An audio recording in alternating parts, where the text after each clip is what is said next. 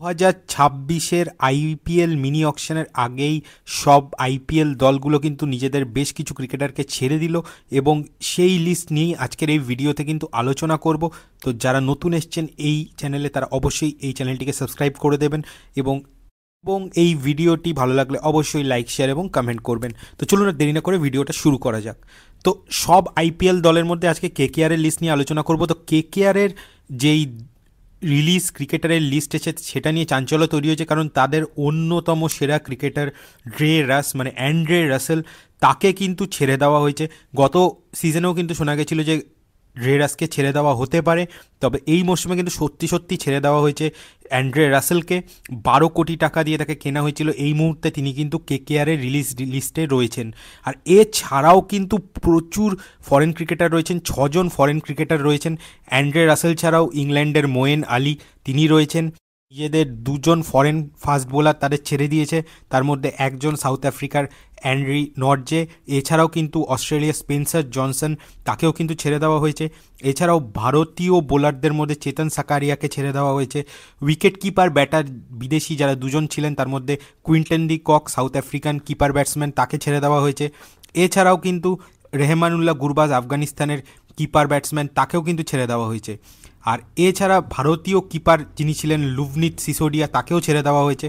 আর কোনো আশ্চর্য নেই, যাকে গত সিজনের আইপিএল অকশানে কার্যত রেকর্ড 24 কোটি টাকা দিয়ে কিনেছিল কেকেআর, ভেঙ্কটেশ আইয়ারকেও কিন্তু রিলিজ করে দেওয়া হয়েছে। এখন বিষয়টা হচ্ছে যে ভেঙ্কটেশ আইয়ার এবং অ্যান্ড্রে রাসেলের সম্পর্কে কিন্তু এমনও শোনা যাচ্ছে যে কেকেআর যদি এই মিনি অকশানে আরও কম দামে তাদের কিনতে পারে, মানে মিনিমাল প্রাইসে যদি পেয়ে যায় ভেঙ্কটেশ আইয়ার এবং অ্যান্ড্রে রাসেলকে, তাহলে হয়তো তারা বাইব্যাক কিন্তু করতে পারে, এরকম একটা সম্ভাবনা রয়েছে। তবে অ্যান্ড্রে রাসেলকে ছেড়ে দেওয়ার ক্ষেত্রে আরেকটা যে কথা শোনা যাচ্ছে সেটা হচ্ছে যে কেকেআর কিন্তু একজন ভালো মানের অলরাউন্ডার চাইছে এবং সেই জায়গা থেকে তারা কিন্তু অস্ট্রেলিয়ান অলরাউন্ডার ক্যামেরুন গ্রিনের জন্য যেতে পারে 2026-এর অকশানে। অ্যান্ড্রে রাসেল কিন্তু তার কেরিয়ারের কার্যত শেষ দিকে এবং গত কয়েক সিজন তার খুব একটা ভালো যায়নি, যদিও সুযোগ অতটাও তিনি পাননি, কিন্তু তার মধ্যেও কেকেআর কিন্তু একটা লং টার্ম সলিউশন চাইছে, একটা লং টার্ম অপশন চাইছে এবং সেটার জন্য তারা কিন্তু অস্ট্রেলিয়ান অলরাউন্ডার ক্যামেরুন গ্রিনকে কিন্তু এই আইপিএল অকশানে কিনতে পারে। ক্যামেরুন গ্রিন কিন্তু আরসিবি এবং মুম্বাই ইন্ডিয়ান্স দুটো দলের হয়ে খেলেছেন। রয়্যাল চ্যালেঞ্জার্স ব্যাঙ্গালোর এবং মুম্বাই ইন্ডিয়ান্সের হয়ে তিনি টোটাল 707 রান করেছেন এবং এছাড়াও 16টি উইকেট তিনি নিয়েছেন 29 ম্যাচ খেলে। এবং যেহেতু সব মিলে কিন্তু কেকেআরের যে পার সেটা অনেকটাই বেশি, 65 ক্রোর্সের কাছাকাছি, তো সেই জন্য ক্যামেরুন গ্রিনকে কিন্তু বেশি টাকা দিয়ে নিতেও তাদের অসুবিধা হবে না, তারা কিন্তু অল আউট ঝাঁপাতে পারে ক্যামেরুন গ্রিন এই আইপিএল অকশানে কেনার জন্য। এছাড়াও কেকেআরের যেটা মেন টার্গেট হবে সেটা কিন্তু তাদের বোলিং সেকশানে একজন বিদেশি ফাস্ট বোলার তাদের নিতেই হবে। 2জন তো নেওয়া হবে, তার মধ্যে একজনকে কিন্তু খুব ভালো মানের হতে হবে, কারণ তাদের ফরেন যে বোলার লিস্ট সেখানে কিন্তু ফরেন ফাস্ট বোলার নেই।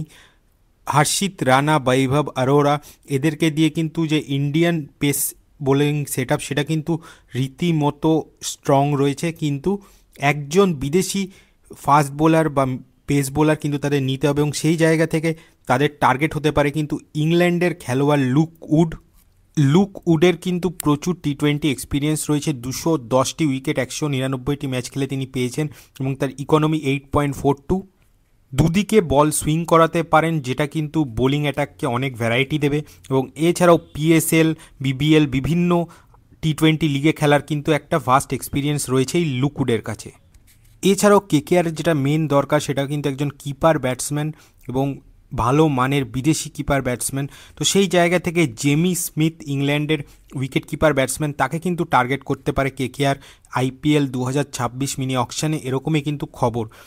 জেমি স্মিথের কিন্তু অলরাউন্ড স্কিলস রয়েছে, তিনি উইকেট কিপিং করতে পারেন একদিকে, অন্যদিকে ব্যাটিংয়ের ক্ষেত্রে স্পিনের এগেনস্টে খুব ভালো খেলতে পারেন। এখন বিষয়টা হচ্ছে যেহেতু 2025 সালের আইপিএল মেগা অকশানে তিনি অংশ নেননি, তো সেই জন্য এই অকশানে তিনি কিন্তু সম্ভবত এলিজেবল হবেন না, যদি না বিসিসিআই কোনো স্পেশাল অ্যাটেম্প্ট করে তাকে রাখার। তো সেক্ষেত্রে কেকেআর কিন্তু আরেকজন উইকেট কিপার ব্যাটসম্যানের দিকে নজর দিতে পারে, তিনি হচ্ছেন টম ব্যান্টন, যিনি কিন্তু একদিকে যেরকম উইকেট কিপিং করতে পারেন, অন্যদিকে হাই স্ট্রাইক রেট তার, এবং স্পিনের এগেনস্টে ভালো খেলতে পারেন। উইকেট কিপিং এবিলিটি তার ভালো।